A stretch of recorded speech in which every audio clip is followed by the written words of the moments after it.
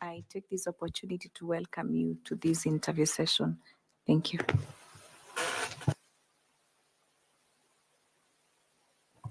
Good morning, Mr. Kakai. Good morning, sir. Yes, Andrew Tanui is my name. Na karibu. Good morning, Mr. Kakai. Good My morning. name is Caroline Kituku, a member of the panel. Good morning, Kakai. How are you? Fine, thank you, sir. My name is Nicodemus Boy, a member of the panel. Thank you. Good morning. My name is Fatuma Ali-Saman, a member of the panel.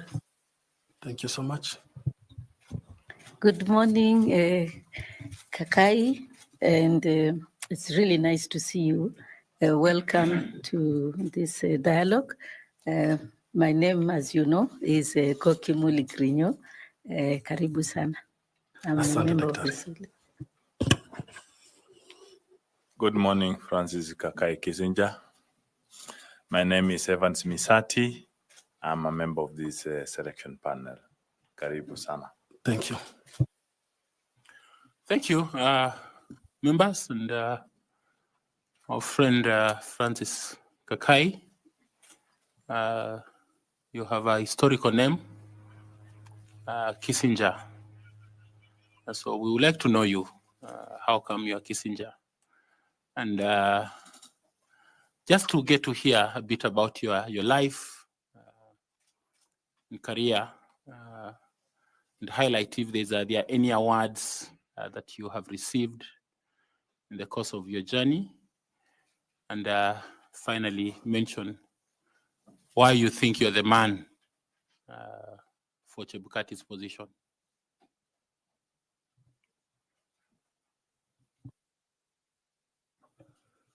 Thank you, Speaker. Thank you, members of the panel. My name is Francis Kisinja Kakai, and I must take this opportunity to thank all of you for having me here and for giving me a chance to appear before you, and I don't take this for granted. As I said, my name is Francis Kakai Kisinja. I'm a lawyer by profession. I hold a bachelor's degree in law from the University of Nairobi. I hold a postgraduate diploma in international trade law from the University of Turin in Italy. And finally, I hold a master's degree specializing in human rights, governance, and aspects of elections. In terms of award, I was awarded a scholarship by the International Labour Organization to go and study the postgraduate diploma in trade law from the University of Turin. Later on, sometimes in 2006, I was awarded another scholarship again to go and study human rights, governance, and aspects of elections at a master's level in the United States of America.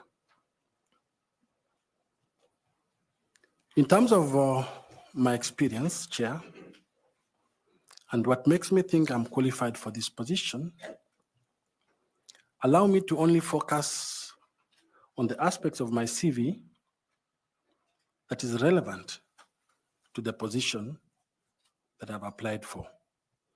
But I must also mention that I've had an advantage or a privilege of being a lecturer, and I taught at the Catholic University of Eastern Africa, and I also taught at the Kenya School of Law. So let me focus now, Chair, on the relevant experience. I first got exposed to election in 1997 as a very young student then. I was just about to complete my university, and the late chairman of the ECK, the defunct ECK, the late Honorable Justice Zacchaeus Chesoni, gave me an opportunity to work in the 1997 general election. At that time, the ECK, the defunct now, was dealing with the issues of civic and voter education. But if you fast forward now, civic education is no longer a domain of the current Iebc. So Zacchaeus Chesoni then, may his soul rest in peace, thought I will be in charge of training of trainers, in the sense that I'll train so many clerical officers who will then be deployed outside to go and man the general election. After completing that task on election in 1997, so I was actively involved in 1997, after 6 months, the late Chesoni gave me another contract again to be in charge of our warehouse and supervising people in that warehouse where now the election materials, the ballot boxes and ballot papers, you remember those days we were using the black ones, were now being brought back to the headquarters for storage and for purposes of preparation of election petition. Those are what we call sensitive electoral materials. That was the end of my assignment with the Electoral Commission of Kenya. And sometimes in 2007, in 2006, I left Kenya to go and undergo my master's degree in the US, came back in 2007. That was an election year as well. On 1st of December in 2007, I was recruited fresh from the US. I was recruited by ELOG. ELOG gave me an opportunity to be the chief executive officer. And at this point, I must disclose that Dr. Koki Muli, at the time, was a centerpiece behind ELOG when she was working with IED. So they gave me a job as a CEO, and ELOG was then coordinating elections, observation, and monitoring within Kenya. And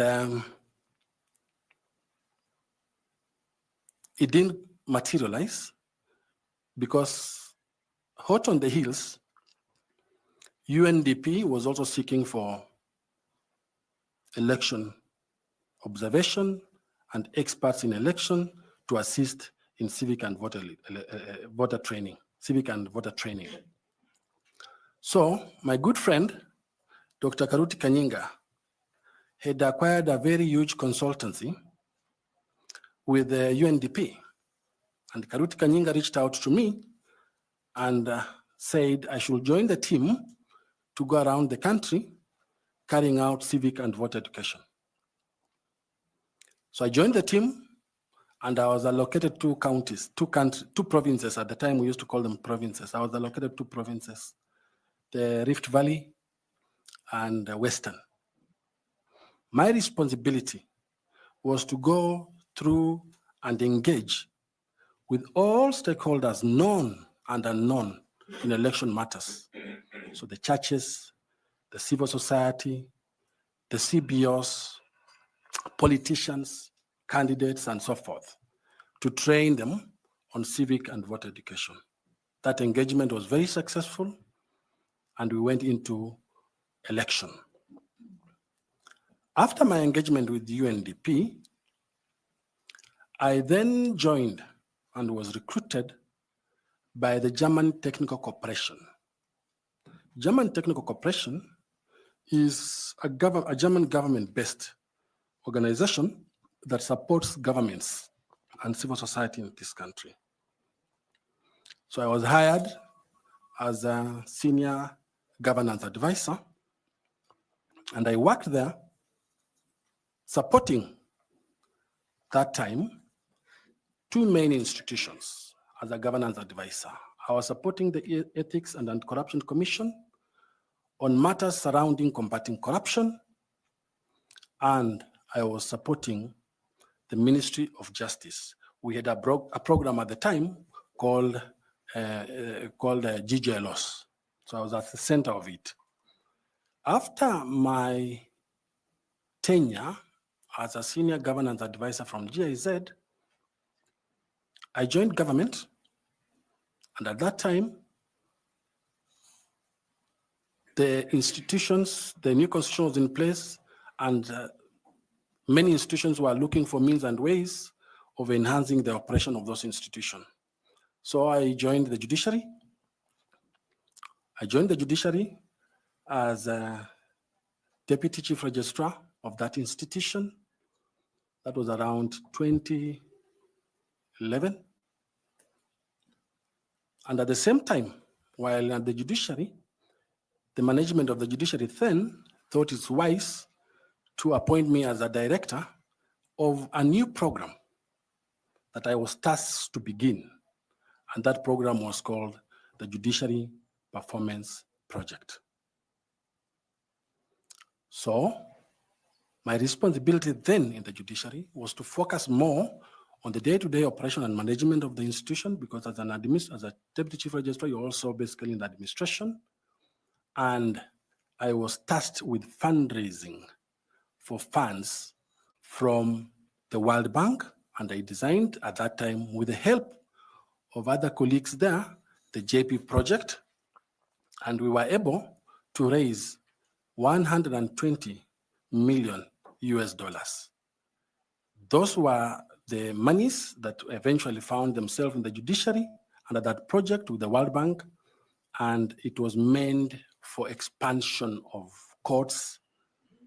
It was meant for having IT infrastructure in the courts. It was meant for buying equipments in the courts to ensure that we have at least 47 high courts, at least a high court in each county. After my tenure at the judiciary, I went back to a setting mode. And I remembered that I loved election. And my mind took me back to election. And the then chairman of the African Union, Her Excellency Dr. Dlamini Zuma, was having a program of election observation and recruited me as a coordinator of elections with a specific allocation of countries within Africa. Because in a year, you will have one election or two elections running in a country. And my work was basically to go around those countries to monitor and observe elections in those countries. I took the job seriously, and that job changed my perspective on election, because I was able, as I speak now, to do about 8 countries in Africa, 8 countries in Africa on elections. Every year, I'll do an election. Some countries I'll go there twice. And my responsibility when you are in that institution or when you're in that position as a coordinator of election, you are working with the EMB of that country. You are auditing the entire electoral process in that country.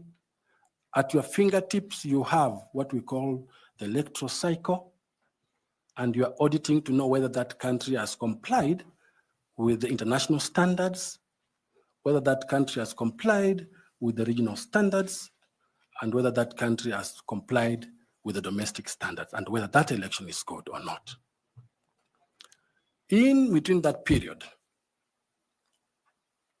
so a number of countries I did under the African Union, but in between that period, the East African community developed a similar model.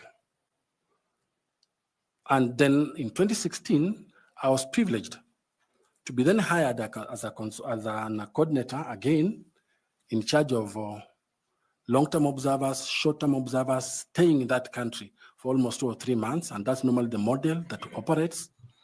And I was hired by the East African community to manage the general election of the Republic of Uganda in the 2016 general election in Uganda.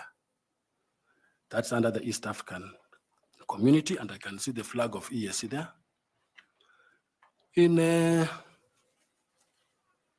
2021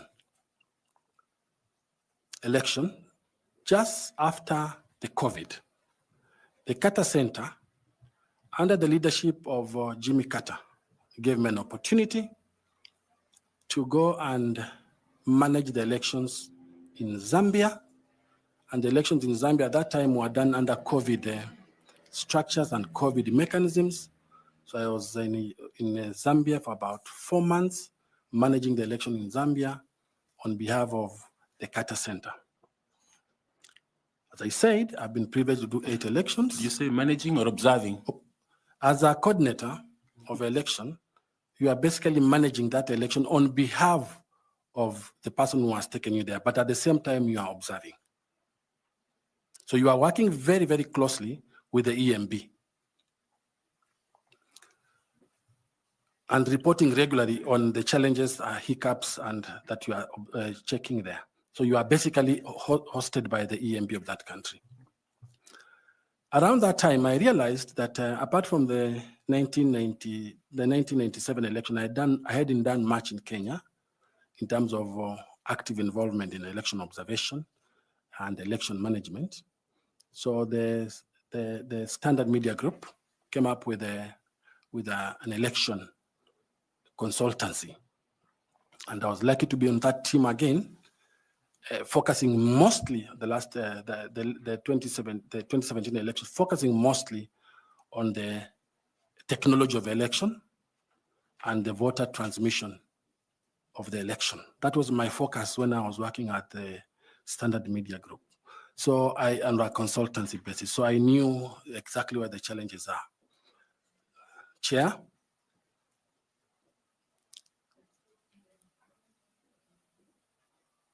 I have experience at my fingertips when it comes to auditing an entire electoral process. I know what happens on voter registration. Like right now, I know where we're going to have a challenge on voter registration. I know the basics of solving that problem. I remember that our former head of state, who was my head of mission in the Zambia election, now is the president of Ghana. That time he was in the opposition. He told me, make it simple. Election is not complex. Make it simple. If you remember the decision of the Supreme Court on the nullification, if you remember, Justice Mwilo was asking. I think it's fair enough for your introduction. You will speak to those other things around elections as we go by. Most obliged. Yeah, allow me to ask the Vice Chair to also ask you her question. Thank you, Chairman. Now, Mr. Kakai, I've heard you mention that you have done a lot of electoral observation within Africa. That's right? That's right. Out of your experience, and of course your experience emanating from your entire career, what are the competencies that you have picked, skills and disciplines that are outside the legal profession that you can use to steer the IEBC to the next level as a chairman?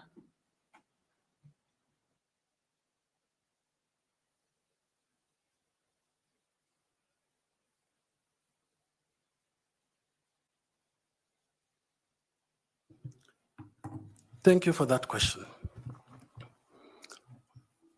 As you observe elections, and I said 8 countries have consolidated certain skills and in essence acquiring them as now my call of nature in terms of election.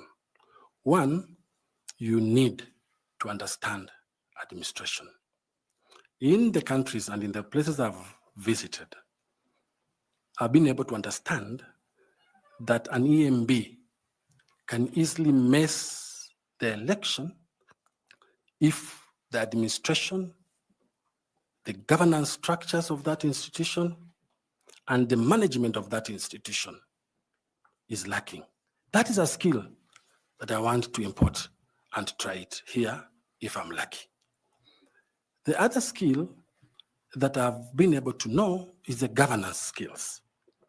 In most of those institutions, you realize that during election, things become so hot, and you need to have somebody who brings in these soft governance skills to minimize or reduce the chances of conflict. That is something that I want to leverage on. Another skill that I want to bring is that I have a background of human rights and in elections. I want to see what is the human right component that we can bring in this institution. Why do we see some members of the Iebc losing their lives, dying, and there's no scheme to compensate them? These skills are what I want to bring, innovate them from other countries. I've seen them working. I want to see how this can work. And these are the skills that I want to bring over and above my legal training. Finally, I want to bring a skill of reform. I've been privileged to do reform in terms of following up on every year's election report whenever a country does an election, and ensuring that those recommendations that have come from those reports find their way in the legal reform, in the policy reform, or in the administrative reforms. That is the skill that I think I have and I want to bring. Finally, Chair, those are hard skills, but they're also soft skills. You cannot manage an EMB if you don't have soft skills of how to manage it, if you don't know how to have synergy in an organization, if you don't know how to be a team player, if you don't know how to manage conflict, even the slightest of the conflict, you must have those soft skills, and I possess them. Thank you. Mr. Kakai, do you think that having mediation and arbitration skills is important for the job that you are now here for?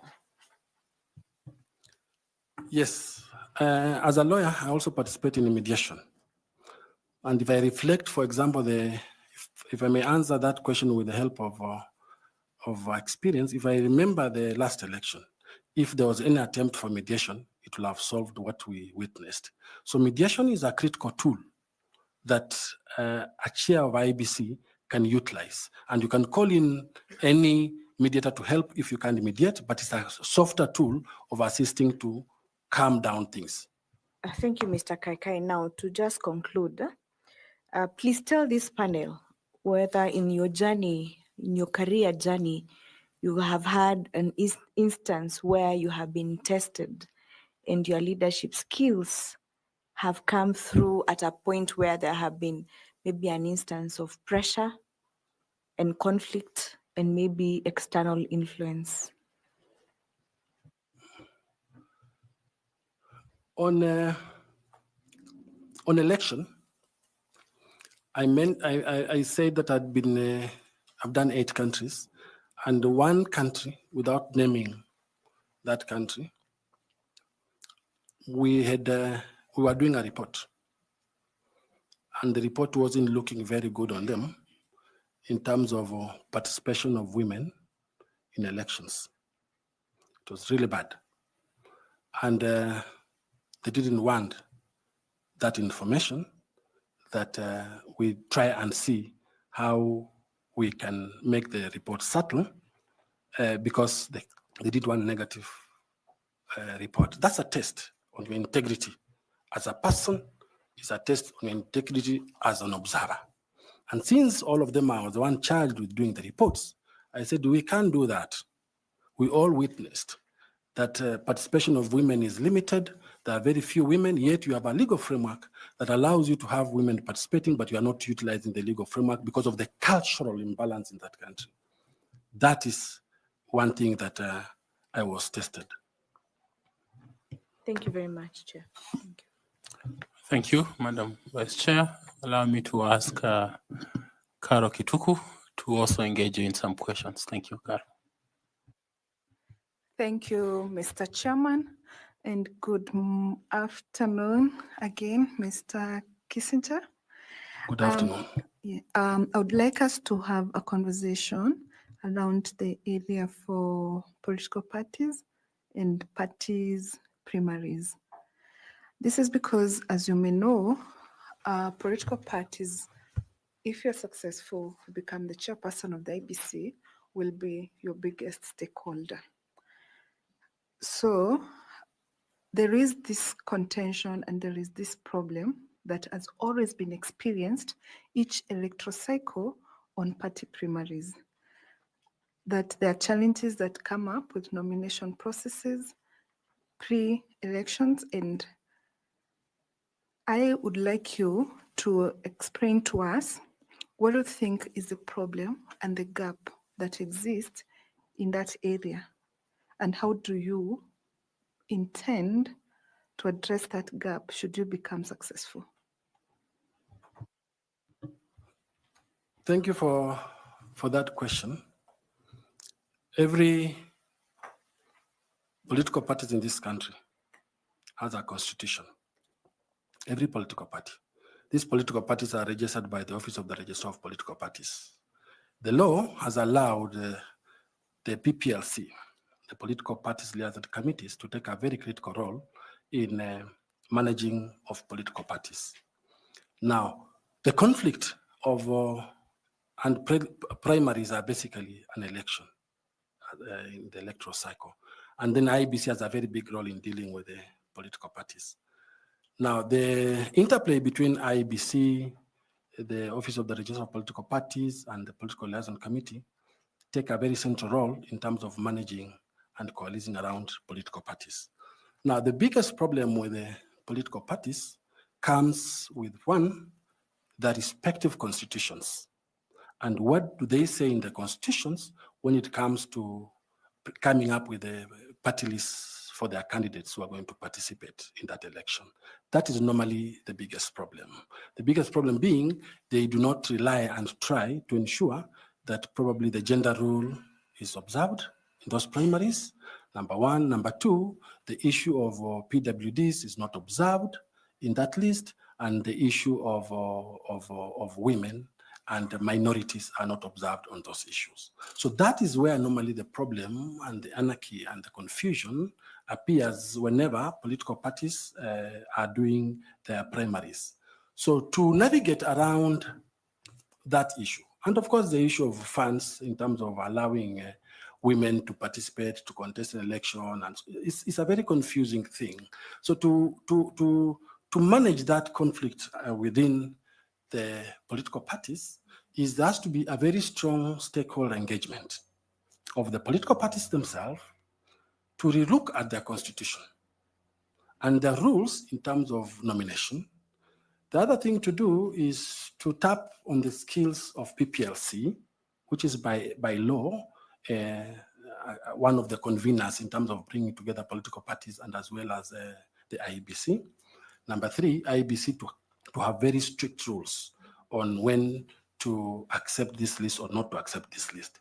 I know that one of the contention is the female, the male, and the minorities and the PWDs. Although we do not have a proper framework to ensure that political parties comply with the party lists to be gender sensitive, you still have to think of other means and ways of coming up with a representative list. Thank you for that. So what in your view is specifically the mandate of the IEBC to ensure that the political parties operate within the legal framework during the nomination process? The IEBC by law is required to liaise, coordinate, and operate together with the Registrar of Political Parties, because the Registrar of Political Parties is the one that's appointing them. But at the same time, the IEBC at the same time is supposed to be, they have very strict guidelines on how those political parties are supposed to behave, how they're supposed to deal with. You look at the Political Parties Act, if they're supposed to comply with those regulations and the rules under the Political Parties Act to ensure that they comply with the law. Does the IBC have any obligation to supervise the political parties' nominations? Yes, it has. Tell us more about that. It takes me back to the question that I was saying, the interplay between the political parties, the Political Parties Liaison Committee, the IEBC, and the Office of the Registrar of Political Parties. So the IEBC will comes up with rules to ensure that the political parties comply with those rules in terms of nomination, the rules for nomination. And if you fail to comply with those rules of nomination, then there are consequences to that. Okay, so again, another area related to that is on the campaigning financing. There is no law currently in Kenya that guides the financing of campaigns. So what would you propose to be measures that can be undertaken by ABC to regulate that area? Thank you for that question. The campaigns finance, there's a campaigns finance law. It's called the Campaign Finance Act of 2013. What happened is that when that act came in place, the law was silent. Who comes up with what we call regulations? So we have the act in place and a detailed law, but we do not have regulations that support that act. This matter has been litigated, for your information, and there are several courts that have opined on this issue. And the courts have said that you do not need Parliament to enact regulations. So the solution, and it will always be a problem in Kenya, we are going in the election in the next 2 years, it will be a problem. The solution to this, if you remember what I said, simplicity, is to allow IEBC to do its work and IEBC to come up with regulations on finance campaign, which will supplement the Finance Campaign Act of 2013. Who should allow? Is to allow. The law. Who should allow? Chair, the law allows IEBC to come up with finance regulations. So IEBC has to do its work. It's only through that you will have an election that is contested fairly, because finances is an important thing in elections. Thank you.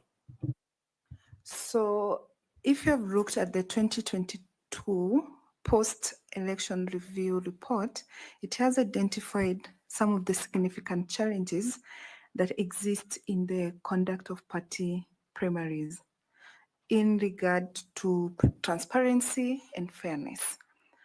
Now, should you be successful and you become the chairperson of the IBC, what specific measures would you propose that would be put in place by the IBC to enhance the integrity and credibility of the nomination process for parties? I think, thank you for that question. Then the simple answer comes to one, serious stakeholder engagement of those political parties, IEBC, PPLC, ORP. First thing. Number two is to look at the nomination rules that exist and identify various gaps that are there to enhance electoral process. And when you are looking at these nomination rules, you must ask yourself whether those nomination rules speak to the spirit of the Constitution. What is required in the Constitution for nomination, what is expected of the Constitution in terms of nomination, the outlook, and whether those rules speak to the Constitution and the spirit of the law. Those are the tangible things that I will have to deal with. Maybe your views, we use technology in voting. What would you propose? Like, what do you think should happen? Can we promote the use of technology in party nominations? Thank you. We have KIMS kit. And this KIMS kit starts all the way from registration, voting, all through to candidates and then the transmission of results. So it's a comprehensive system. Now, the use of technology is something that we must continue aspiring to do. And we need to come up with a new platform or a new portal, a new system to ensure that even the technology is used during the party primaries. Because even we are looking, and I'm a student who says that even we need to be moving to have technology doing the AI technology. Well, voters, how do you reach out to these voters and you don't have money for voter education because countries never fund for voter education? Can we harness that to use AI? We've seen AI doing very well in India and doing very well in the US. So technology, there will never be a deficiency of using technology in an electoral process. And technology answers that question of how simple is that election. All right, thank you. And lastly from me, what should you become successful, what would be your vision for the use of ICT and basically modernizing the electoral system in Kenya for the next 10 years, 5 years? Can take us gradually, 5 years, 10 years. What is your vision? What do you think the ICT should look like? We must start by priding ourselves as Kenyans for having an ICT platform in an electoral process. So where we are okay. What we need to do, and my vision will be, what are these other IT platforms or IT related ideas that we can add to the election to make it more transparent, to make it easy, and to make it accessible to everybody. For example, why can't we have IT being incorporated in voter education? Why can't Iebc come up with IT in voter education? We focused more on result transmission. And most of the energies for Kenyans were focused on results transmission, and particularly the presidential. But we left a lot of IT space. So we can have that. Technology doesn't just mean the computer. It also means social media, any other facilities that are using technology, Twitter, X, Facebook. How can we use these things to ensure that Iebc is 100% IT friendly? And these are some of the things that will be my vision to ensure that from the button of your phone, you can ask a question, for example, what is the name of my polling station? That's use of technology. And it will come and tell you your polling station is this. How do we enhance that? If you want to know about your civic rights or your voter rights, it should be at the palm of your hand. So we can encompass these things and enlarge the IT scale in terms of election management and observation, and in terms of election preparedness throughout the electoral cycle. So as a last follow-up question, then what would be the use of technology in detecting and preventing electoral malpractices? Thank you. The electoral malpractices are many, and the law establishes them. And one of the electoral malpractice is misinformation or disinformation, for example, because there's so much that goes out there which is not true information about really what's happening. So depending on the IT expertise that will be there, and depending on the program itself, then it should be able to detect and block that which one thinks is a problem. If there's a misinformation coming in, for example, you can have, before the election, you can have an information like, oh, a certain candidate has died, and therefore there will be no election there. And so that will depress the person who is coming to vote. So can we have a system, and that's entirely within the ICT department of the Iebc, that now tries to sieve and say, this is not true, and the only true information reaches out to the voter. So IT is something that is expensive, though, to have IT systems in place, but I think it's a worthwhile cost.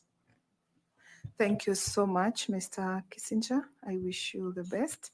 And thank you so much, Chairman. Thank you. Allow me to ask Dr. Koki Muli to also engage you with some questions. Thank you very much, Chairperson. And good afternoon, Kakai. And it's truly nice to see you. I actually had forgotten that we had offered you a job. But I'm really happy, as we kept on saying then, and we keep on saying here now, it's actually about the country. And any contribution that we make towards democratization process is contribution towards value addition to the process. So I'm very happy that you actually, I remember the conversation around whether to work for Iebc or not, the election management body. At the time, it used to be better than now.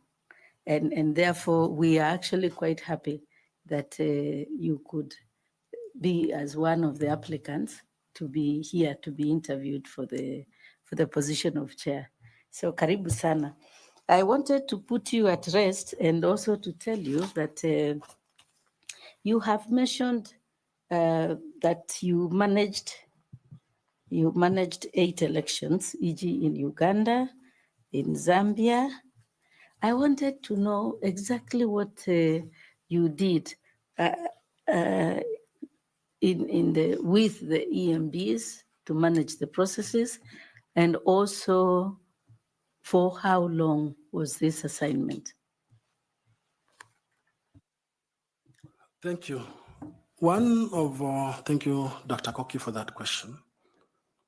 One of the main responsibility of a coordinator of elections, whether you are hired by the African Union, by the East African Community, or the Carter Center, or any other observer group missions, your work is to pitch camp at the EMB. Your work is to carry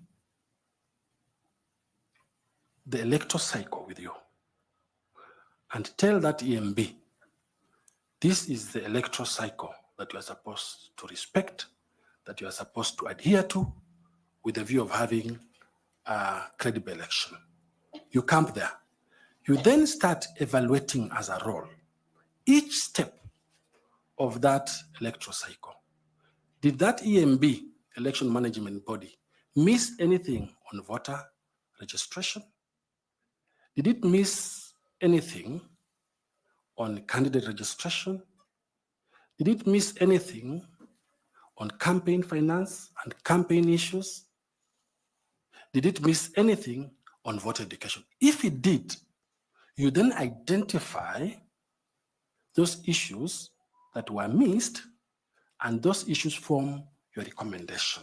As I said, my responsibility was to come up with a mission report, and therefore it forms your recommendation to help that EMB manage future elections in a better and transparent manner. You also, as a responsibility, give them guidance, advice of where you think they ought to improve. You check them. We call it checkmate. You check them.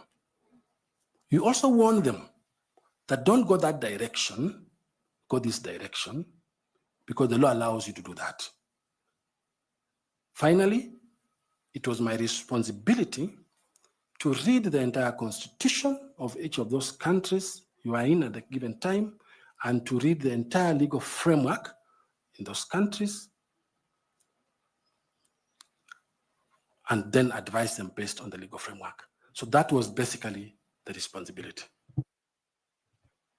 Thank you very much, Kakai.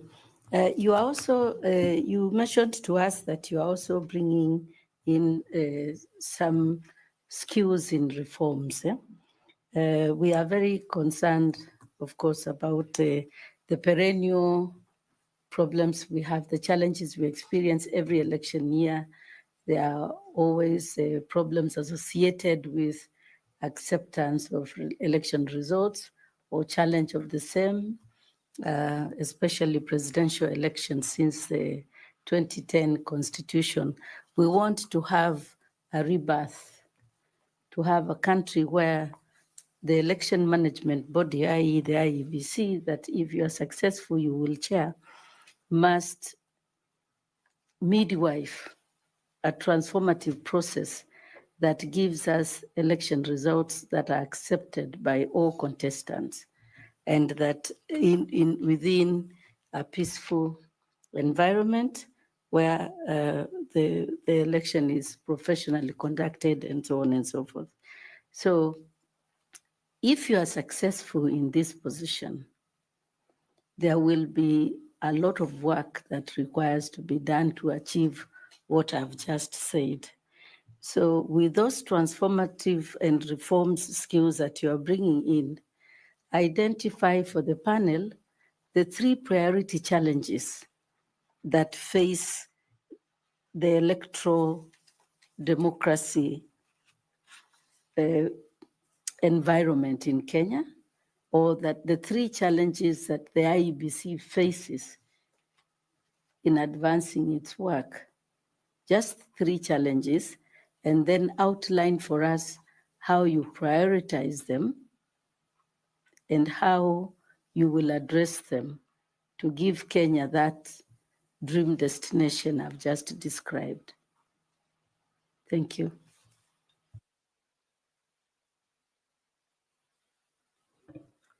Thank you, Dr. Koki.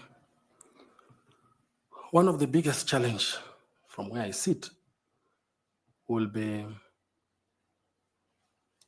you have so many gaps in the law. And those gaps have been taken care of by judicial decisions, but those gaps have not found themselves in legislation. That's a very big challenge for the Iebc in terms of reforms. How do we deal with these gaps? Are they doable within the shortest period of time? Is it something that will go into the next election with these legal gaps? I'll give an example on the greatest reform challenges we have. We are lucky that we have the Elections Act, which is, I think, over-legislated. But we have a constitutional challenge that we'll have to deal with as we go toward the next election. How do we deal with the issue of boundary review and delimitation? We all know that the timelines has expired. That's a very hot potato in the room. How are we going to deal with this? The issues of protected constituencies.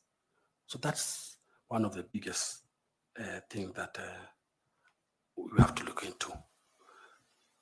As we deal with the reforms, we also have to ask ourselves, how are we dealing with the issue of credibility as a big challenge for Iebc? We year in, year out, we are told that the institution is not credible for good or for bad reasons, for known or unknown reasons. You are going into another election. You have 2 years to election. As chair, if I'm lucky, how will I enhance and ensure that that issue of credibility is dealt with? Because it all begins with the issue of credibility. What advantages do I do? What do I do to go about it? And how do I bring stakeholders in place to deal with it? Finally, the other challenge I foresee in terms of this is the lack of Iebc Act. The lack of Iebc Act Section 18 allows the formation of the Iebc Fund. We don't have it, and the Iebc Fund will have been good to ensure that those monies that are not coming from the exchequer are acquired from other development partners to enhance the electoral process. So those are some of the issues that I can touch on, and I've tried to say how I can deal with them in terms of reform and in terms of lobbying and negotiating with relevant institutions to ensure that this proper legislation and things take place for the purpose of having a credible election. Thank you very much, Kakai. Thank you very much, Chair. Thank you very much. Allow me to ask FCPA Tanwi to also ask some questions. Thank you, Chair, and welcome, Bwana Kakai. Now, let me start. I was looking at your documents, and I saw that at some point at the judiciary, you were the accounting officer. What circumstances are under, at what point did you become an accounting officer for the judiciary?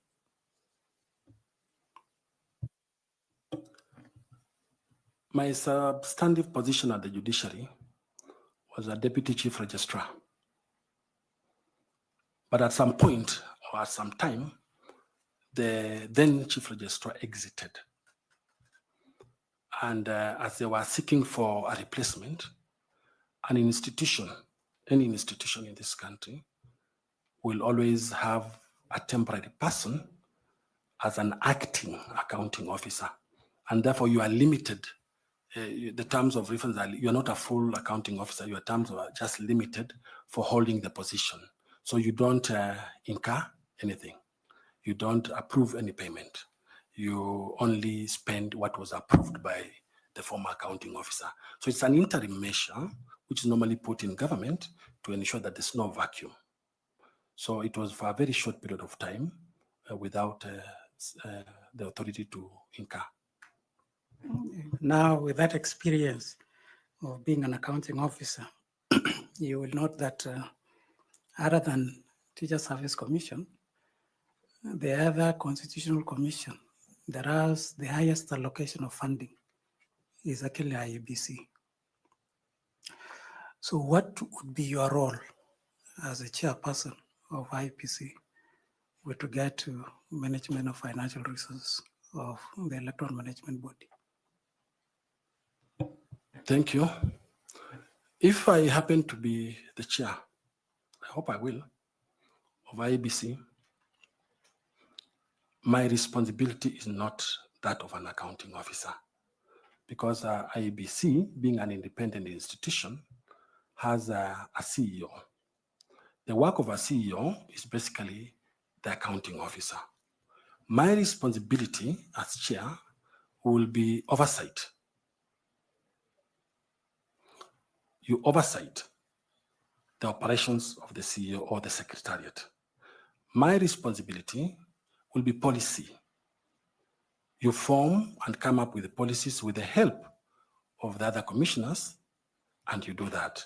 The only issue that the chair has in terms of controlling the accounting officer is if you look at the corporate governance of Iebc, which happens to every other institution, is you have a commissioner from for example, Iebc, you have 6 commissioners.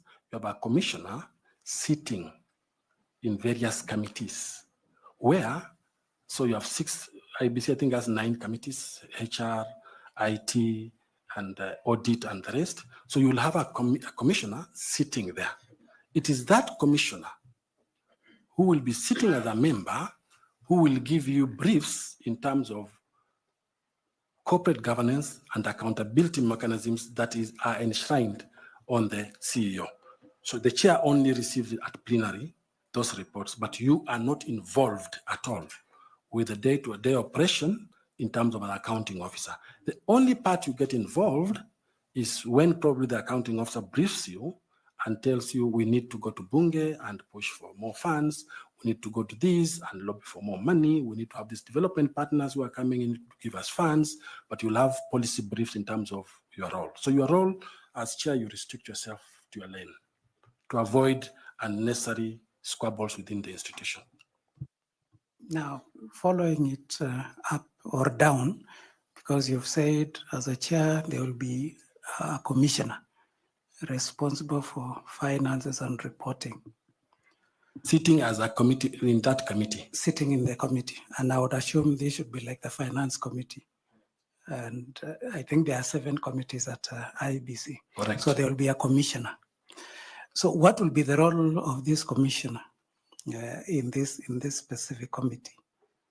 And I want to follow that with the the last petition of 2022 elections.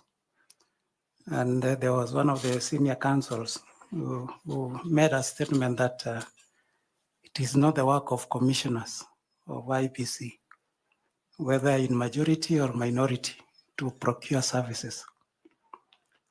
So what would be the role of that commissioner in any of the committees that will be set up? One of the good practices of governance and corporate management, even if you look at Mwongozo, for example, is you cannot leave the CEO, who is the accounting officer, to run the show alone without oversight. Remember, one of the responsibilities of the commission is to oversight. The only way you oversight, in my view, will be sitting in those committees. You need to know, for example, if they're procuring ballot papers. Was the law followed? Was the best bid awarded? Are all the procurement regulations followed? Are all the financial regulations followed? Are we in line with everyone? Have we sought for opinion from the Attorney General or whatever it is? You need to be there. Now, your role there is therefore only oversight and knowing what's going on. Remember, the spokesperson of the IEBC is the chair. So if the chair is not represented at committee level by his commissioners, how will he then be a spokesperson to speak about what? So that commissioner in plenary will give the report to all the commissioners that I sit in HR. These are the challenges in HR committee. How we are solving in this committee is like this. So we are moving forward. I sit in ICT. We don't have proper documents, or we don't have proper systems for the next election. We want to purchase systems. You are feeding to the chair. So if chair is asked by members of the fourth estate, he will say, I am aware what's happening and I'm oversighting. So you can't ignore it. And that's why we need to have synergy in that institution. The role of the chair, the role of the other commissioners vis-a-vis the CEO, you work together. Now, that is your proposed way, but the reality on the ground, which is actually confirmed by Public Accounts Committee and even the Auditor General in the various audit reports, is that there have been instances where the commissioners and even the secretariat have had conflict, either in procurement process, and we've had cases, I think they cited even the KIMS kit, the procurement of KIMS kit. So as a reform expert, because you've told us one of the skills that you have are reform related. So how would you address that? Because the reality on the ground is that there have been issues of conflict between commissioners on procurement-related matters with the Secretariat. Thank you. I will take them through Mwongozo as a starting principle. Number two, I don't think it's in the interest of any commissioner to go there and start getting involved in the nitty-gritty details of mismanaging or managing the affairs of the committee. I think, and sometimes it's very difficult to legislate some things. Some things is just common sense, and some things is just, what is this in humanity? You cannot legislate everything. You cannot have policies to everything. One needs to know that my role and responsibility as a commissioner is to know how we are dealing with, for example, ICT system. And the only way you know is to be in that committee and informed. But then when you are there, you need to keep your lane and know that my responsibility ends here. You are there for the good of the country.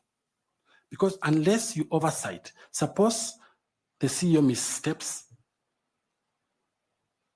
suppose you are not aware that we don't have voting materials in place on time, who will explain that?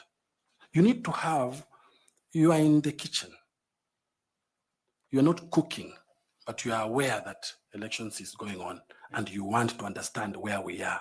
So the reason why that is there in terms of corporate governance is just synergy, relationship, and communication, which is being enhanced from the secretariat, the day-to-day running of the institution, and coming to the policy oversight and legislation.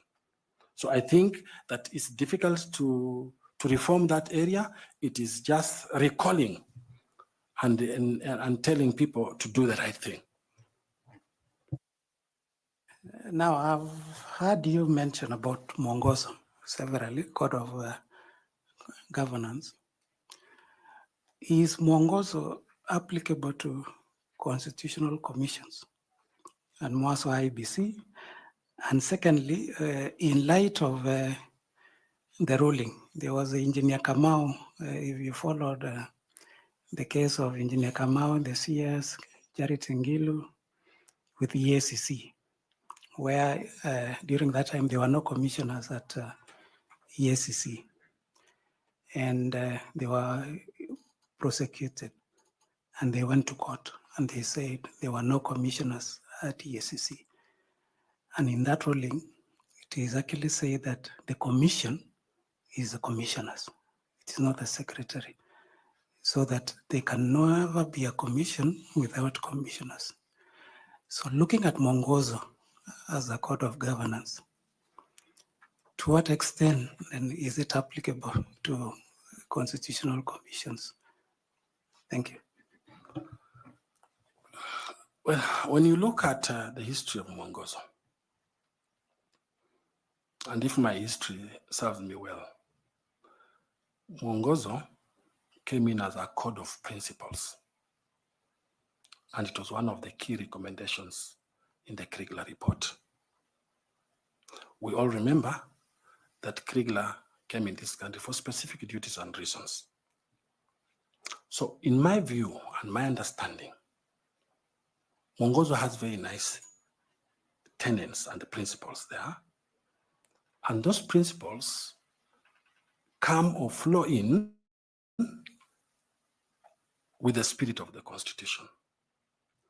So it will still be applicable to any independent commission and has gained prominence in the public sector. So there's nothing wrong, and the Iebc cannot be limited to the tenets that are enshrined in Mwongozo, because it's all about transparency, accountability, fairness, and just how you manage the board meetings, who signs the minutes. If you have an objection, why should you write an objection? There's a book that you sign into, and so forth. So these are principles that we can't wish away and are applicable to the public sector. Lastly, you did mention about the Campaign Financing Act, and you did mention that the regulations are yet to be, is it enacted or approved by the National Assembly? What did you? The regulations, yes, are supposed to be enacted, drafted, enacted by the Iebc. National Assembly has got no role in the regulations. So I believe you must have done your background study before you came for this interview. So what is the status of those regulations? Have Iebc drafted them? Have they ever been presented before the National Assembly since 2013 when the act was enacted? I wouldn't know, because that issue was live in court. So this is guesswork. There's a possibility that Iebc was waiting for directions from the court, because this issue has been litigated in court. By the time the court was making an opinion that National Assembly is not involved in regulations, I'm not so sure whether Iebc has now enacted them. But I'll also assume that probably they're in draft form, ready, but they are waiting the commissioners to come in and then officialize them. I tried to look at, in my research, I tried to look at the website, and I noticed that they didn't even have the current strategic plan. So probably it's one of the issues in the current strategic plan if the new commissioners come in. So my guesswork will be, I'm not sure the status. I don't know whether they are ready or not ready, but all I know is that the new commissioners will have to deal with the campaign finance regulation the shortest time possible before the next election. Thank you. Lastly, related to regulations, I think under the Statutory Instruments Act, the National Assembly normally says that all regulations have to be presented before them for approval before implementation. Yeah. Does that apply for constitutional commissions, and in this case, Iebc, that requirement? Again, when you look at that ruling, and this is where many courts come up with different rulings on this issue, and sometimes Kenyans get a little bit confused. But unless that ruling has been appealed, I'll stick to that ruling. And the ruling was to the effect that Iebc has full mandate to prepare regulations without involvement of the National Assembly. So I will stick there. I'm not so sure whether the lawyers appeal or whether there's an appeal on board or not. But at the same time, I know how important it is because the National Assembly are politicians and they are stakeholders. So I know how important it is to have stakeholders engagement through those regulations because there has to be something called public participation. So my assumption then will be that when they came up or when they will be coming up with the regulations, there will be some public participation, and that public participation will then involve politicians, and politicians will have a say because you can't rule away the involvement of politicians. So as much as our law is very descriptive, as much as our judges stick to the law because that's what they are trained to stick to the law, there is what happens in the machinani on the ground is different. So I think that engagement is critical, and that's why we have the political parties liaison committee, body under the law, which can navigate around these issues. Thank you and wish you all the best. Thank you, Chair. Allow me to ask James Misati to take up and ask some questions. Thanks so much, Chair.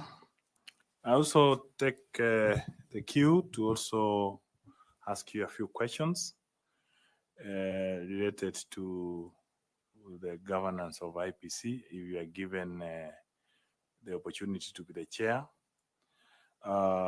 During the elections, the scale and magnitude of the general election, hiring of temporary staff is usually inevitable. From where you sit, or from your experience, what do you think will be the risks of hiring temporary staff during that short period? And how do you propose to mitigate any of the risks, if any? I didn't understand the question. I'm asking you that during the general elections, like 2027, it's always almost inevitable that you have to hire temporary staff, the clerks and other people. So what do you think are the risks that are associated with such hiring, and what do you propose as mitigation of such risks? I understand you now. In election and approaching election time, the work becomes too busy at any EMB. But because EMBs are limited, they rely on poll officials hired from outside, clerks and so forth and so on. Now you have 290 constituencies. And therefore, you have to hire people to fill in the 290, to man those 290 constituencies. Now, the risk with that is cost, the cost implication. The cost implication of hiring, every polling station, I think, has 6, if my memory serves me well, 6 polling clerks, and you have a presiding officer. So if you take that, you multiply by the number of constituencies, and you multiply by the number of days that the election is being done. Normally it's done 3 days. It's a very expensive process. So the main risk of that is that it makes the election become very expensive. To mitigate, it will need serious stakeholder engagement to know whether we should continue hiring polling staff for the shortest period of time and spend so much money, or do we approach like other countries where I've been? I've seen public servants being recruited. Of course, they don't earn a salary to do the election work. That happens in so many countries, but then there's also a risk to that. But the main risk is cost involvement. Sorry, I may guide you a bit. The risks, the major risks we can talk about, because when you talk about, because if you are practically going to be the chairman of IPC, you should be aware that the number of polling stations are already known. So there is no way you can say that the costs will be a risk. The risk, we may be talking about issues of security risks, the issues of logistics, and there may be getting people to the system to handle documents who are not well trained.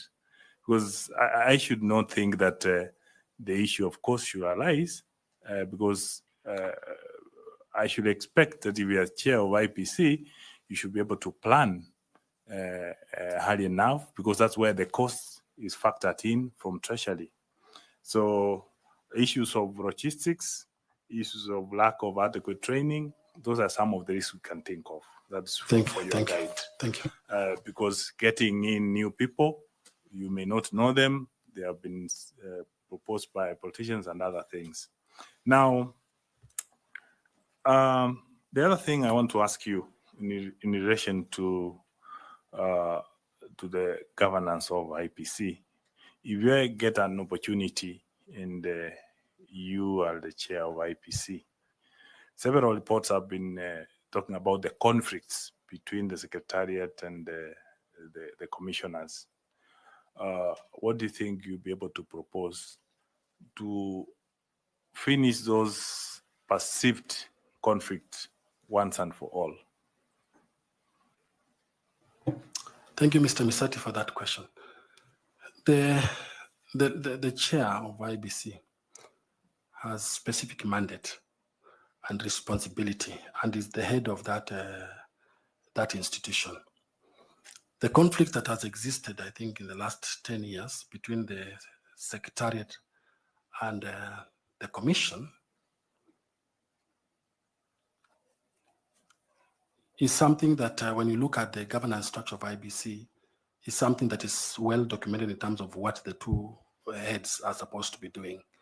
But I think what I will do personally will be the issue of creating very strong synergy with my commissioners, the issue of having soft skills in mediation that we spoke about, the issue of encouraging people to focus on what brought us here as opposed to unnecessary conflict. So you mitigate these conflicts in the boardroom, you synergize, you talk to them, you are their head, you are their boss, you talk to them, you encourage them, because some things you can't legislate beyond what human being can do. So I will more of apply soft skills to ensure that conflicts do not arise. But also have regular meetings with the CEO, because the CEO is basically the secretary of the board. So have regular meetings with CEO and bring those conflicts in the boardroom and find out where is the problem and how can we solve it. Because remember, the current IEBC is going to be there for only 2 years and elections are online. Did Kenyans take you there to go and start fighting in the boardroom? Kenyans took you there to deliver a credible election. Can you focus on the mandate you're supposed to do? So more of synergy creation. Thanks so much. The last question from me. From the recommendation of the Krieger report, they recommended that the professional body of IEBC, like the secretariat, to be very independent. Do you think it's practically possible? Because the report to professionalize election management by making the secretariat fully independent in its operation duties. Do you think such recommendation is practically possible in our current situation?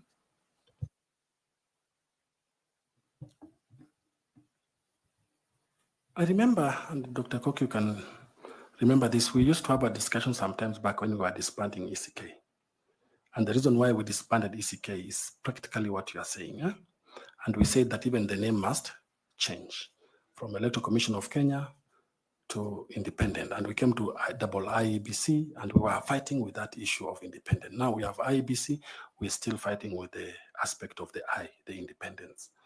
So for me, from the old school thinking, as long as you have the law and the law prescribes you to be independent, then you are independent. It's the responsibility, therefore, of the chairman. Sorry, you didn't get my question. I'm saying the Krieger report recommended to the secretariat of IPC to be independent on its own. Is it practically possible from where you sit? I was actually coming there, but I was taking a longer route. So you can't, I think it's very difficult. In my view, it's very, very difficult to have the secretariat independent from who? Are we saying there are some recommendations are normally given in reports, but these recommendations sometimes are superfluous. You can't say that a secretariat to be independent from who? Why do you want to be independent in the first place as a secretariat? I think it's the organization, the whole organization, the secretariat and the commission that should be independent. Thanks so much. I agree with you because it's actually the commissioners who are responsible, who take charge and who are answerable to the Kenyans. Thanks so much, and I wish you well. Thank you, Evans. We now move to Fatuma Saman to ask questions, please. Thank you, Chairman. Mr. Kissinger.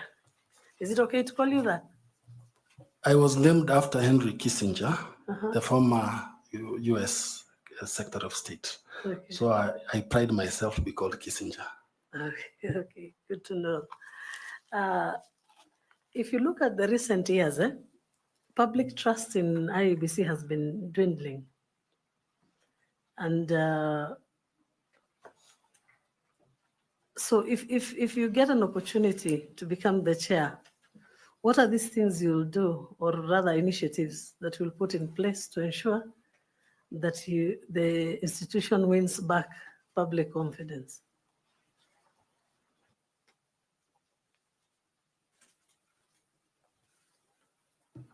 Thank you. Trust will always be a challenge to any EMB. We have a trust deficit, a trust issue with the IEBC. Some of the practical things we can do is increased stakeholder engagement. You need to bring together all the stakeholders in the electoral processes and discuss and come up with practical solutions on how do we deal with this issue of trust. Because once you don't have trust, then it will challenge you with the issue of credibility of the election.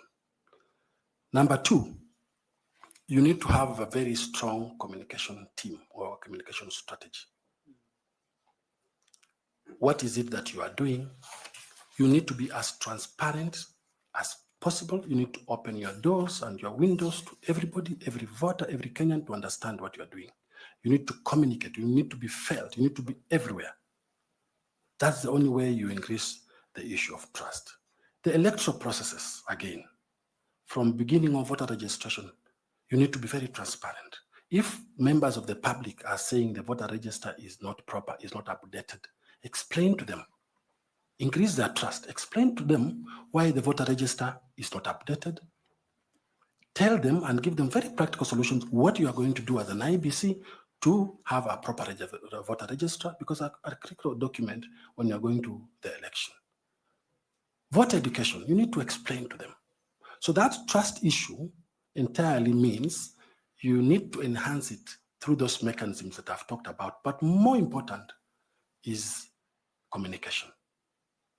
You need to be trusted before that voter goes to an electoral process. This was a follow-up. How do you balance between independence and stakeholder engagement? Because there are, of course, stakeholders that if you do not engage wisely, the institution may lose its independence. So how do you balance between that? And unfortunately, when you are working in the realm of elections, you must have a stakeholder engagement, because it's the stakeholder engagement that gives you the trust issue that we are talking about previously. So you must have stakeholder engagement. And luckily for us, we have even legislated the stakeholder engagement. That's why PPLC exists, to bring these parties together. And also situations arise when all voters want to engage with you. But when you are engaging with the stakeholders, you are limiting yourself only to the process of election. You are limiting yourself only to the transparency of the election. You are limiting to yourself of only the gaps that exist in the process that you want to fix with the help of those stakeholders. For example, if you are going into an election and you don't involve critical stakeholders like women organizations or PWDs or minorities, you'll have a problem. But now, how you limit that engagement to independence is that you allow the engagement to take place, but you go back and say, I am independent and I'll only stick to what the law says that I must do. And therefore, you will give me, as a stakeholder, you will give me input, but that input, if it will compromise the independence, then I will not do it. Thank you, Chair. Mr. Nicodemus Bore, do you want to engage the candidate? Thank you, Chair. Kissinger, when you are describing your CV and yourself, you said you are a reformer, and would wish to tell this honorable panelists an area in which you have really taken up on reforms, and in case you get the opportunity to serve as a chair of Iebc, what kind of reforms will you bring forth to the commission?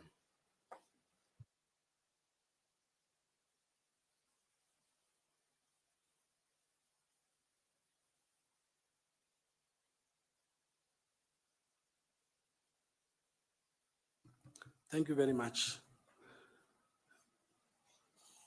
Yes, I am a reformer. And I must have mentioned that I also worked in human rights for a very long period of time. And human rights and reform are brothers, cousins. In the judiciary, one of the biggest reform program that I was engaged in is the Judicial Transformation Project. And I had mentioned to it previously, which was a US funded, World Bank funded project that transformed that judiciary to where it is. I pride myself for that, and nobody can take that away from me. When it comes to other reforms, I said that I was in the GIZ, the German Technical Corporation. My work was basically reform reform-based in the sense that you follow up laws which have not been enacted and you ensure you enact. And we were supporting the Ministry of Justice at the time with a lot of reforms during the GJ laws and supporting the ethics and anti-corruption with combating corruption on laws on corruption. That is reform-based. When it comes to, if I happen to go to Iebc, what reforms will I do? One, have a desk, recruit a person, or if there's there's a legal department there, have a desk in the legal department. Have someone follow up on legislation, policies, and reforms that are pending, that have been enacted in parliament or that are pending somewhere and so forth, and have them in place. For example, that we spoke about the issues of boundary. We don't have a law on boundary delimitation, but the law is somewhere in the Senate still being worked on. So can we talk to the senator who has proposed that law for boundary delimitation, Senator Kajwang? Can we tell him to speed it up, and what requirements does he require? Because we are critical stakeholders in this electoral process. Number two, the law says we should have an Iebc fund, a fund which can change the dynamics of elections in this country, because it will allow basically voters to be properly educated, because you can seek funds from other stakeholders. Can we have this in place as a reform mechanism? So these are some of the basic things in terms of reform that can assist the Iebc. Policies and regulations. We spoke about regulations which are not in place, they are lying there or they are supposed to be done. That is the critical work in terms of doing these elections. So some of those reforms are the ones that I will pioneer and I'll push for with the help of the Secretariat and other commissioners. I thank you for answering that. You said you worked very closely with EACC on reforms and doing laws that help in anti-corruption. In the year 2020, it's in the public domain that EACC recommended the prosecution of former Chief Justice. Was it Chief Justice or Chief Registrar? And among the people who EACC recommended for prosecution was also your name. Maybe you give us a little background on what had transpired. And in the same time, this position you are seeking requires confidence in the public. So with that, a little bit of interruption by EACC on your reform agenda, can you please give a little background on what transpired and whether you are cleared or not? Thank you very much for that question. When I was at that institution, and as I said before, we pioneered a program called the Judicial Performance Project Program. And there was a lot going on. And we moved in at a time when the new constitution had actually come into place. And therefore, we are pioneering reforms in the judiciary. Some of the things we were dealing with were issues of computerization of the entire judiciary. The other things we were doing or dealing with in that project was the issue of construction of courts across the country. And we had a target, said we want to have about 47 courts in each county. For now, they have them in each county. That was the project. In the process, and this project had a lot of financial scrutiny. In the process of implementing that project, there was a lot of miscommunication. There was a lot of discommunication, disinformation. People didn't understand what was going on. So when there were issues or investigations touching on one of the courts that had not been constructed. The investigating agencies heard about it and moved into the institution. Fortunately, there was pure miscommunication because that particular court had been constructed in a different site. So when that happened, of course, challenges like that arise, and we learn lessons from that. The correct information was given to them, and eventually that claim was dropped. And I have given the ruling and supplied the ruling, which clearly says that. So that is what happened. So in terms of loss of money, there was no loss of money, and it's in the public domain. In terms of whether that court was constructed, yes, it was constructed, and they know where it is. So that is what happens. But I must say, in public service, you serve, and while you are serving, you don't understand what will hit you. The only thing that can save you in public service is doing the right thing. Sticking with the law, staying with the law. Rumor can come up in public service to completely finish your career. But in the eventuality, in the long run, rumor twists and turns, but truth stays straight and narrow. In the eventuality, I was vindicated because the court is there. So it wasn't about a palatial home for the Chief Justice. It was about a court. There was that issue of the court that I've explained. There was also the issue that arose about the house. And eventually, the only claim at the time about that, and it's good that I talk about it, the only claim at that time that that house had been purchased without a cabinet memo. For purchase of a house at the time, you needed a cabinet memo from the president. We had just come into that institution with the exit of President Iebc. This was the new administration. Government documents, when there's change of government, takes forever to get them. When that memo eventually was established and found where it was, it spoke the truth. What the management was doing was only implementing what the cabinet memo by the former president had said. But because there was change of government, there was no memo to be traced. We had a challenge with that. But eventually, that was also withdrawn. Thank you, Chair. So, Bwana Kakai, were you dismissed from the judiciary or you left at will? When you are serving public service and such kind of allegations come in, definitely you will be told to go. Thank you. Until you are cleared. So as an advocate, after clearance, did you seek redress? At that time, I decided to forgive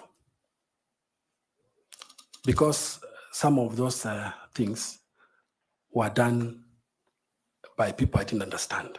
But because I'm a Christian, I forgave. And I moved on and started doing other things, including these election issues. So I forgave them. So in the records in Kenya, is that you have been dismissed for gross misconduct, for violating public procurement law in Kenya? No, that will not be the law. That will not be the thinking, that will not be the understanding. I was not dismissed on those grounds. What were the grounds? When that happened, they said that everybody must go and processes must take place and procurement and the EACC must come in and do the investigations and so forth and so on. So then, ideally, everybody was then let to go. And that's what happened, and I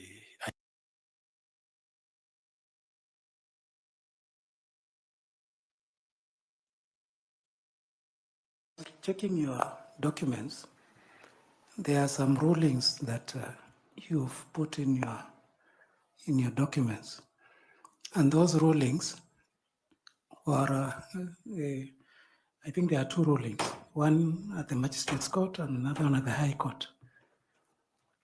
And actually, it was about withdrawal of the case by DPP. But I've not heard you mention anything about it, or that's a different case from what my colleague had just asked. Oh, thank you. It's not clear what you're explaining and Okay. the documentation that you've submitted. Thank you very much. Thank you. I think what I've submitted are two rulings. And those two rulings were the ones that withdrew those criminal cases that were there. The ones that I spoke about, the CJ House and also the Mavoko Court. Those are the rulings that I've submitted. And that's the ruling that came from the High Court when the cases were withdrawn. And they're on record. Okay, Caro, do you want to engage a bit? Yes, Chairman, thank you. So, Mr. Kakai, the cases were withdrawn under Section 210? Or on what basis did the DPP withdraw the cases? At the time when the cases were withdrawn, there was a lot of investigations that had taken place. And then the DPP moved the court saying that he wants those cases withdrawn. And that's under what the circumstance under which the DPP withdrew those cases. And when you look at that ruling, it explains under what circumstances the DPP withdrew that case. So it was withdrawn. Chair, let me follow again. Now, you will note in those rulings that it is not about, they were withdrawn on the basis of that judgment of Engineer Kamau, the ESCC investigating. So it's not about the culpability. It is the fact that ESCC, when they were investigating, they were not properly constituted as a commission. So, and I hear you are saying you are acquitted, you didn't want to follow it up. So kindly clear or clarify for us. Thank you. It happened 10 years ago. This is an issue that happened 10 years ago in 2015. And when we went to court, of course, we defended ourselves. And eventually, after about almost all witnesses had actually testified. And at that time, in his wisdom, and looking at Engineer Kamau's case, because that was an active case at the time, in his opinion, then the DPP felt that he would withdraw those allegations. For the last 10 years, since the withdrawal of those cases, I've not had any complaint, I've not had anything from them. There's no active case, in short, that is existing in court. Okay, thank you. Professor Adams Olo. Thank you, Chair. Kakai Kissinger, I've had occasion to work with you in some projects. You can see how members have come up to inquire on these cases against you. And they're doing so because a person who wants to be an Iebc chairperson, or if that person becomes the Iebc chairperson, they usually face intense scrutiny. And you can see the questions are coming because all these responses you have given, or all the questions that would have been asked, would not have been asked if during your introduction, when you talked about your tenure in the judiciary if you had come up openly and said that I left the judiciary in this manner? Because the only thing you talked about and repeated was the reforms you brought, all that.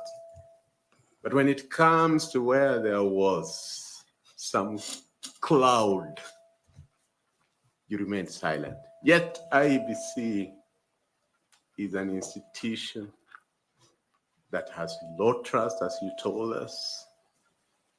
And therefore, with all these questions that have come, and with all the clarifications that you have had to make, as you sit there as Kakai Kissinger, if the panelists are having questions, you can rest assured Kenyans are also having questions. Look at them and tell them why, despite all those clouds on integrity, they still should trust you to be the IEBC chairman. Thank you very much. My integrity is unquestionable. My integrity is unquestionable. I have worked in public service and I worked in that judiciary. I left that judiciary with my understanding that I was a victim, with my understanding that you can be in a place of work and something hits you without knowing where that thing came from. Not all public officers, ladies and gentlemen, not all public officers who are dragged and taken to court are guilty of what they're accused of. Remember, I was a deputy. Remember, I was doing my functions to the best of my ability. If I knew by any insights or any reason that I have a questionable integrity question, then I wouldn't have applied. I applied knowing very well, with clarity of mind, that I'll walk the path of truth. That I'll come here, I knew I was coming, I applied. I'll come here and tell the panel what transpired. I liked what Chairman said when we began this conversation, and he said, this is a conversation. And indeed, it has turned out to be a conversation, and it's part of the conversation. Kenyans should never, never, never accuse or hear something has happened to somebody and think that that person is associated with that thing. It's called the pitfalls of public service. So my integrity is unquestionable, and even before the eyes of God. Thank you. In your previous leadership roles, and there are many, can you tell the panel the 3 challenges that you overcame and that will be relevant to your role as chairperson of the IEBC, and how you navigated and solved those challenges?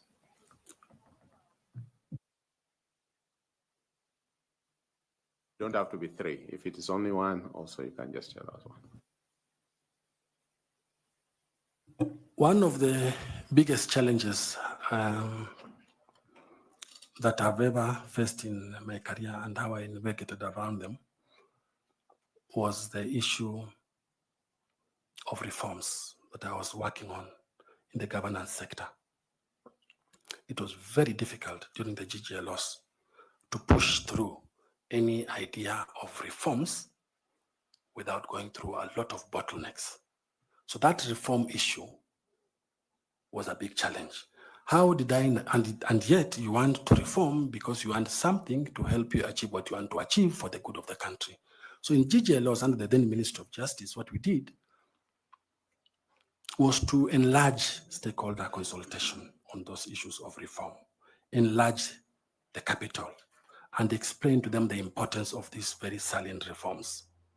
So it's through enlargement of stakeholder engagement and communication that we were able to navigate that issue of reforms. That is the main obstacle that I engaged and how I managed it. Thank you, Chair. Thank you. Do you have some quick questions you want to ask, or you want to allow me to follow up on something he has said? Maybe you follow up? Yes, let me follow up, then you Then I come from the. I have a reference here from one called Gladys J. Boss, who claims that she knew you as she was a deputy chief executive officer at IEC, and that time you're working for GIZ, and that between 2011 and 2014, you worked under her as a deputy chief registrar of the judiciary. And says that while I was the chief registrar of the judiciary at that time, during your tenure, she says, as the deputy registrar of judiciary, Mr. Kakai Kissinger was allocated with overall duties and responsibilities, including day-to-day management of the judiciary, with the responsibility of overseeing this number of staff, employees, and external fundraising of projects. And she confirms that you managed what you have said, the Judicial Performance and Improvement Program, and recommends you highly, but seems to commend you in the things you have said, indeed, but seems to indicate, even though you have said you were a deputy, and that this matter that we have talked about, you seem to have had good responsibility and oversight over. And so I think for me, as sitting where I am, it will have been prudent for you to seek a judicial remedy, so that this is not a matter that is going to follow you if you seek a position in public service, because the matter remains documented, and it's not a good record for you. And for the position that you are seeking, we are required to be able to do due diligence over such matters. And you being an advocate of the High Court, then you should be able to seek remedy. But Carol has her hand up. I want to hear what she wants to say. Thank you so much, Mr. Chairman. Mr. Kakai, allow me to just follow up on a small issue from the court decision. I've had the chance to look at it, and yes, it's true that the court did allow the DPP to withdraw the case against you and your co-accused in that matter. Now, two things come to my mind. Number one, we have had a candidate who came here yesterday and told us that as a panel, as the selection panel that is recommending persons for appointment as chairperson and members of the Iebc, we should be looking for a candidate that, in his words, is like a Caesar's wife, beyond reproach. It's a very high standard of ethics and integrity, if you look at it in that way. Now, it is a fact that indeed, at one point in your life, the EACC recommended to the DPP for your prosecution. It is also a fact that the DPP agreed with the findings and recommendations of the EACC and actually charged you in court. Sadly, that process did not come to an end because of perhaps a technical issue with the composition of the EACC. So as I sit here now, I am not able to say whether or not these alleged serious allegations about public finance, public procurement, and abuse of office allegations against you were established and or not. So your name is still being dragged into the mind. So my concern is, since 2017, when the withdrawal happened, I hear you when you say that the EACC, the DPP, has not taken any other action.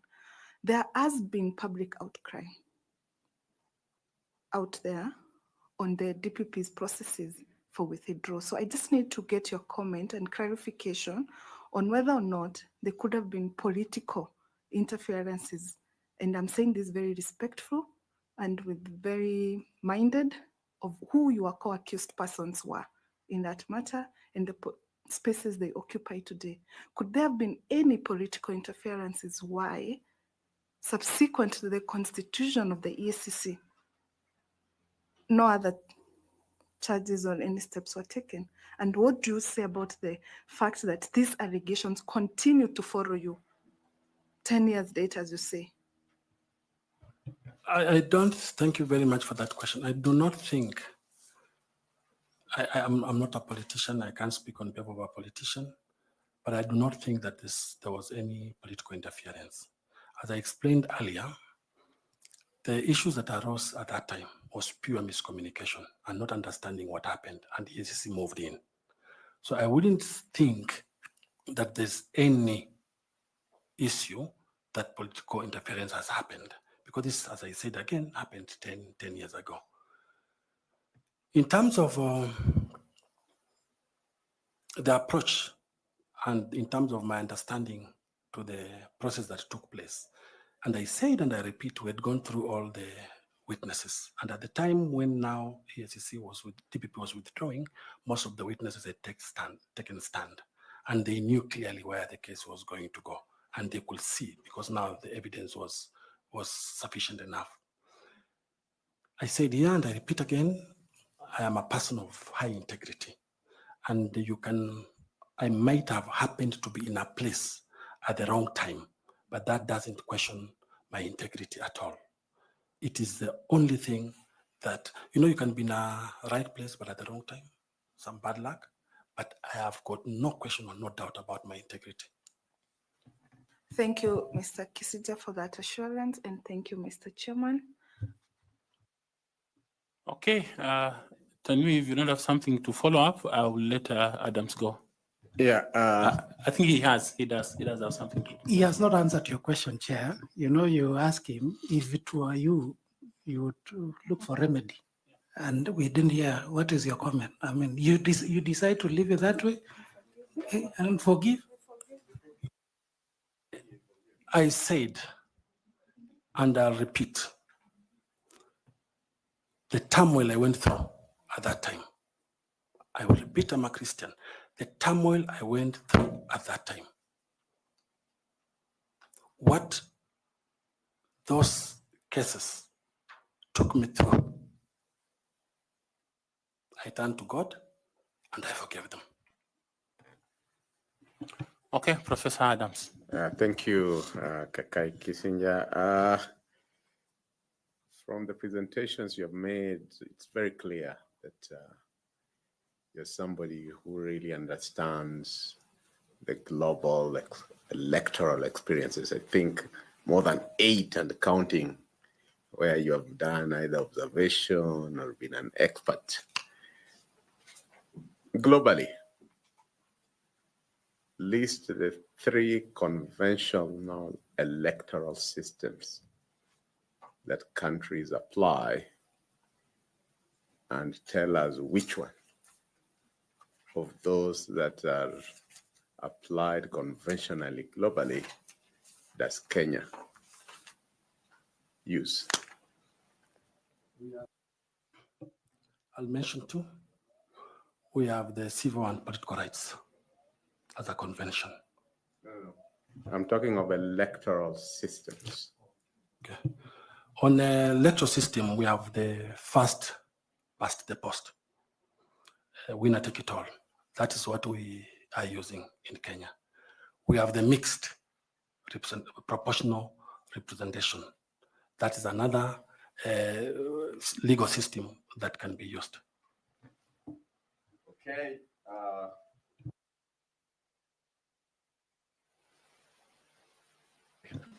Sorry for that.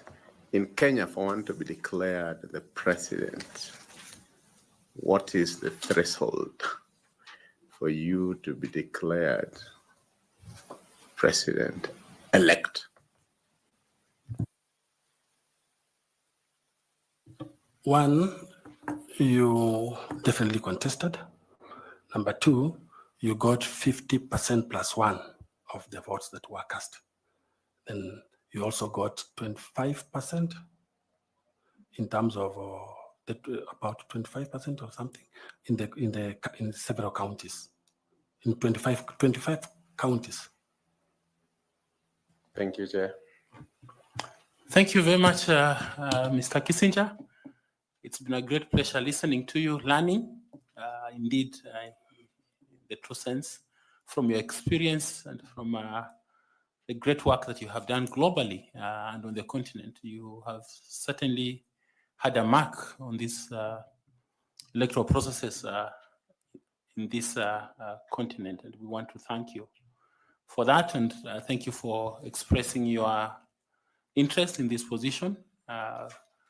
We have finished our questions to you, but I don't know whether you have any question that you would like to ask us or any comment.